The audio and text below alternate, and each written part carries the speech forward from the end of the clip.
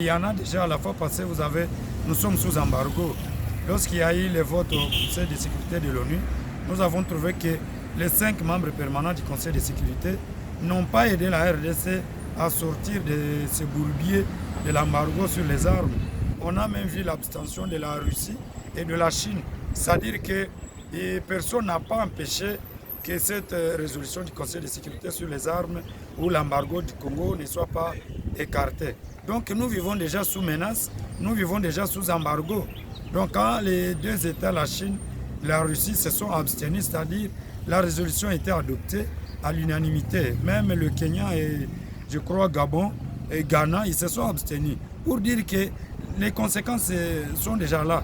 Mais le fait d'avoir attaqué le bureau des Nations Unies, ça a toujours eu des répercussions sur la scène internationale parce que nous avons le devoir en tant que gouvernement de sécuriser ces lieux-là publics ou les lieux des Nations Unies. Mais comme je l'ai dit, c'est légitime parce qu'il faut comprendre que cette population est vraiment fatiguée.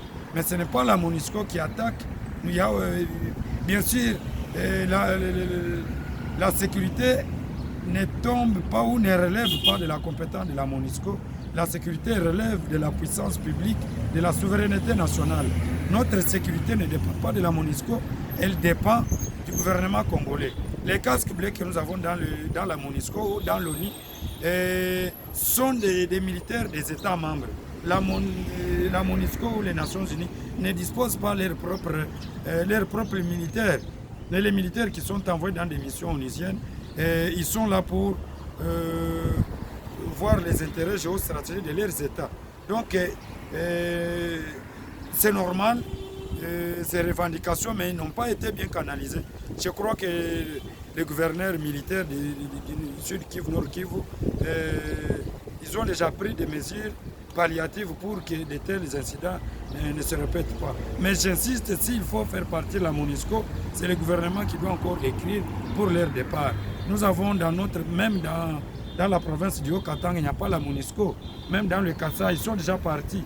Donc on doit y aller mollo pour ne pas se créer encore des tensions sur la scène internationale. Monsieur Osni, Molière Télévision vous remercie.